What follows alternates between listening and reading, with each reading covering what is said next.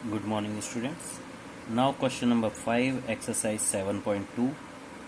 Question number 5 है find the ratio in which the line segment joining A and B is divided by the x-axis. Also find the coordinate of the point of division. अब उसने आपको क्या कहा है कि A और B points उसने आपको दिए हैं. A पॉइंट्स के कोऑर्डिनेट हैं 1 and -5. B पॉइंट्स के कोऑर्डिनेट हैं -4 and 5. उसने कहा है जो P पॉइंट है यानी कि जो डिवीज़न हो रहा है जहाँ पर, उसमें जो उसने कहा है कि डिवीज़न x एक्सिस पर हो रहा है. x एक्सिस पर मतलब कि यानी कि जो फर्स्ट कोऑर्डिनेट है वो आपका x होगा और दूसरा यानी कि y कोऑर्डिनेट 0 बन जाता है. जब भी x एक्सिस पर अगर आपका डिवीज़न होता है तो समझ लीजिएगा कि y एक्सिस आपका 0 होगा. तो इट मीन्स x एंड 0 आपके पास दो पॉइंट्स आए हैं. अब रेशियो हमें बताना है, फाइंड द रेशियो का है उसने, तो इट मीन्स कि k एंड 1 लेकर के हम लोग करेंगे. k हमारा m1 और m2 हमारा 1 बन जाएगा. तो अब हम स्टार्ट करेंगे x एंड 0 लेकर के हम कोऑर्डिनेट्स को.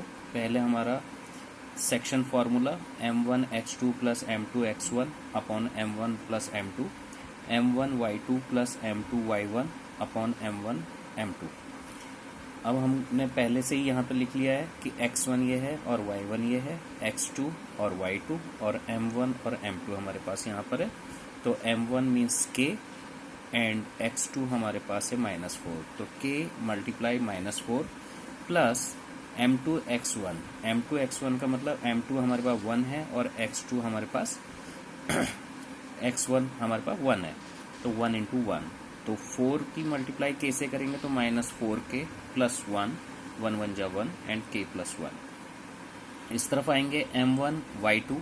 तो m1 हमारा k है और y2 हमारे पास 5 है. तो k मल्टीप्लाई 5 प्लस 1 मल्टीप्लाई -5, क्योंकि y1 हमारे पास यहाँ पर -5 है. तो 1 की मल्टीप्लाई -5 से करेंगे तो -5, 5 की मल्टीप्लाई k से करेंगे तो 5k.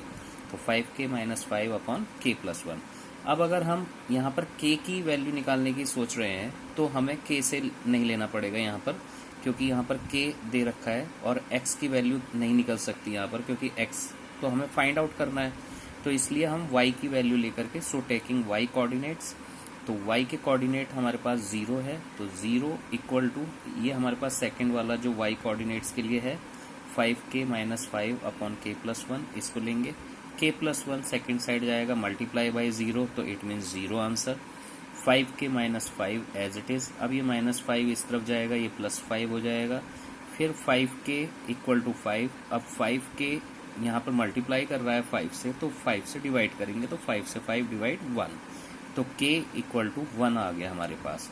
तो इट मीन्स कि हमारे पास k की वैल्यू 1 आ गई. तो हमारा जो रेशियो बन रहा है वो 1:1 बन रहा है. अब जब हमारा रेशियो 1:1 बन रहा है, इट मीन्स कि P is the mid point. ये मिड पॉइंट हो गया. A से P और P से B ये दोनों इक्वल हो गए 1 and 1. तो जब ये मिड पॉइंट है तो मिड पॉइंट फॉर्मूला लगेगा हमारे पास अब, और x equal to x plus 1 x1 plus x2 upon 2. तो x इक्वल टू x1 जो हमारे पास था 1 और -4, इन दोनों को हम प्लस करेंगे तो 1 -4 इक्वल टू -3 अपॉन 2. तो ये मिड पॉइंट फॉर्म आ गई हमारे पास -3 अपॉन 2. तो x की वैल्यू हमारे पास -3 अपॉन 2 आ गई और 0 y का कोऑर्डिनेट हमें दे ही रखा है. तो इसलिए p की वैल्यू आ गई -3 upon 2 and 0. In this way you will do this question. I hope you will understand. अगर कहीं भी कोई भी प्रॉब्लम आ रही है तो आप मुझसे पूछ सकते हैं. Thank you. Have a nice day.